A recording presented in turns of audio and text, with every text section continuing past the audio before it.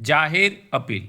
15 કાંકરેજ વિધાનસભા મતદાર વિભાગના તમામ મતદારોને વિનંતી કરવામાં આવે છે કે હાલમાં ચાલતી મતદાર યાદી સઘન સુધારણા કામગીરી માટે આપના મત વિસ્તારના બીએલઓ આ અઠવાડિયામાં શનિવાર અને રવિવાર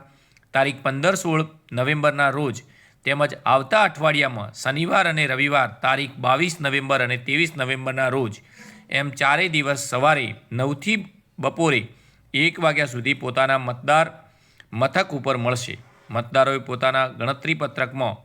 વર્ષ 2002ની મતદાર યાદીની પોતાની, તેમના માતા પિતા કે દાદા દાદીની વિગતો ગણતરી ફોર્મમાં ભરવાની